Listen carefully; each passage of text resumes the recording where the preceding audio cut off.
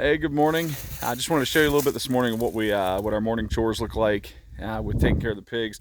So starting off, just showing you the feed buckets we've got. I think we got about 12 on here, full and ready to go. We do this twice a day with the feed. We got about 100 pigs on this farm, on this property here.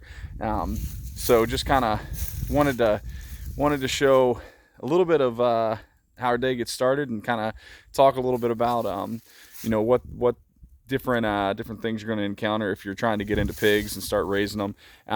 This little truck right here is our well, we call it our side-by-side. I picked up this little truck hoping that it'd be a good addition to the farm, and it's proven to be a huge value. Most of the properties that the two properties right now that we actually are farming are pretty mountainous. I mean, it's beautiful out here, but the problem is the terrain is so rough, and it gets so muddy, and when the snow comes, it's hard to kind of get around. So sorry, you got the smoke from the burn barrel there. We're burning some trash from feed bags and whatnot, but we put gravel on the top here last week because of how bad it had gotten, but I'm going to show you a little bit today of what it looks like down on the bottom side of the farm where we haven't gotten gravel to yet, and just kind of walk through what it looks like taking care of the animals for the day. All right, so I'm headed down to the original pigs in our breeders paddock, and you can kind of see we just came off the gravel and sliding a little bit as we're coming down. Fortunately, we've got this this truck that does pretty good. It's light. There's a bucket lid I got to pick up, but this truck does a pretty good job being so light coming down through this mud. But it is, I mean, you might be able to hear it. I don't know if the audio will pick it up, but how soupy it is just on this. And I've said it before, but the camera never does justice to how steep these hills are. This spot's not terrible, but the top where we first started and this little spot we're about to go down is pretty steep. See the old tree stand? We've got to get out of there. It came down from the tree a little bit mangled, but that's all spring projects. This spot right here is pretty rough. Normally slide down a little bit. Not terrible this morning because it's about half frozen, but here are the big pigs. I'll show you the aftermath of feeding them here in a second because I'm gonna need my hands. All right, so the feed's out to them. We feed these pigs about 5 pounds per pig per day. So the 8 pigs in this paddock get just under a full bag of feed. So they, of course, walk through it and everything else because they're pigs. But one thing that I wanted to mention is if you're getting into pigs and you're trying to do some little bit of homesteading, the cost of feed can be pretty intimidating.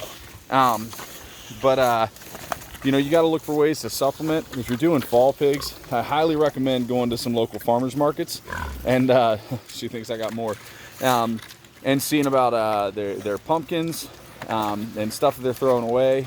We've been fortunate. We were able to get a full dump trailer load of pumpkins this past year for $100, which provided about 3.5 weeks worth of feed.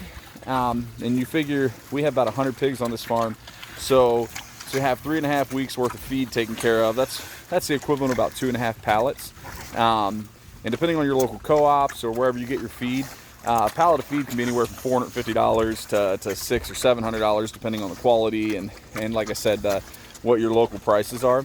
So finding something like a local farmer's market or getting linked up with a local farmer who has different things during harvest that are probably going to go to waste, connect with them and don't fight them on the price too hard, because you got to figure the money that you're spending to put into to the pigs that you're trying to grow or whatever you're trying to do, they've spent and done the same thing to grow the corn or the pumpkins or whatever. So they all have cost in it as well. I know a few folks who get pretty agitated when farmers are asking for money for things like the leftover pumpkins. But there's a lot of resources that go into growing those pumpkins. And then, of course, if they don't sell them, they just till them into their field and provide a nice amount of nutrition for the ground. But this is the first paddock of the day. They get 2 full buckets of feed, which is well, not quite 2 full buckets. 2 full buckets is 50 pounds, so just short of 2 full buckets of feed. And as you can see, we don't have any unhealthy pigs in here, though. The skinniest one is this one right in front of me, this black one, and that's because she just stopped nursing. So piglets are weaned off of her, and she's starting to put weight back on pretty nicely. But we'll get up to the next paddock. So hopefully the camera quality won't be too bad going up this hill, but I don't know if you can tell really how steep this is, but about to make the ascent. I'm gonna have to give it some gas. Probably there's pigs in that pile of hay over there. They're probably gonna jump up and come running to us, but just kind of wanted to show yet another part of the adventure of the morning chores. So here we go. It's a steep, slick hill. Whew. And then here comes the pigs. We made it up the hill. They seem pretty invigorated this morning. I got these barrels. This is another source of inexpensive feed. Are these barrels of distillery grain. We were fortunate enough to get linked up with a family who works with some folks around their area, and we get this distillery grain as a good supplement. So we throw out a couple of scoops for our pigs. We have to get that ice out of there, but it's already wet, so a little bit of moisture doesn't really hurt it. But like I said, just another source of inexpensive feed. So I'm gonna get a couple of these pigs fed. You can hear all the screaming behind me, and then we'll show you the aftermath of that. All right, so we got these two paddocks fed, and it takes a little while to get these two done because they're a lot of pigs. This one's only got 6 in it right now, but the other one I'm about to show you has like 40 in it. But they've all eaten, so they're good to go. They still have some grain on the ground, still have some mixture in the trough, so they're pretty happy. And then I'll show you these guys over here. They're still a little bit mouthy.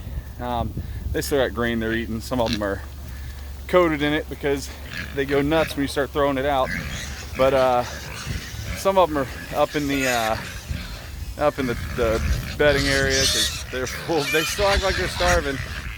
So all in, I gave them what would be the equivalent of, let's see here, about 150 pounds of feed. And they'll get fed again later, but right now they are acting as though they haven't eaten at all. They start fighting over stuff and flopping through their water trough, so a bunch of them are glistening from being wet. But I got one more paddock to feed, and then morning chores are halfway over. This paddock is our Ossabaw Island pigs. We've got 2 sows in here, and right now only 2 babies because we're going through the weaning process, which is never fun for them, but it's important. Their babies are Birkaballs. They're crosses with Berkshires and Ossabaws. So I'm gonna get these ladies fed real quick because they look hungry. So they wart a little bit too because they just don't want to get out of the way when you're feeding them. So it won't hurt them at all. They got grain on the ground. We got a little bit of our mixture here. This girl's pretty skinny. She's been doing the most of the nursing. This one's fattening up pretty good. Those are her babies, but this one had babies in here at the same time. She kind of took over the nursing duties, so this one was able to get fat again. But these two are coming up on the 8-week mark. Their siblings are already weaned. Well, I guess these are about 9 weeks now. Their siblings are weaned, but these two were the runts. They weren't getting the bulk of the feed, so we decided to give them a couple more weeks to bulk them up before they start learning how to do this whole thing on their own. But obviously they'll eat grain, and that one's probably ready. Might give this one another week, but get them weaned and give these girls a break so they can be ready to keep on producing for the farm. But they've really come along. They wouldn't let us touch them before, and they don't love it now, but she's like, what are you doing? This one's really friendly at this point. She's a sweetheart. Got a head full of grain, but she's a sweetheart. She'll let you pat her down. But anyway, that is it for the morning chores on the farm. Hope if you're deciding to raise some pigs, you found that some helpful tips there.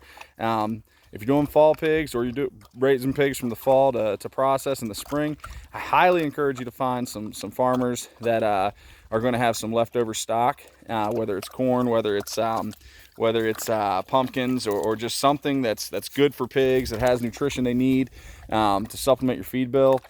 And then you know, talk to your local co-ops. A lot of them can point you in the right direction for that. And then, you know, finding the right tools for the job is really helpful too. So appreciate you watching, and we'll see you on the next one.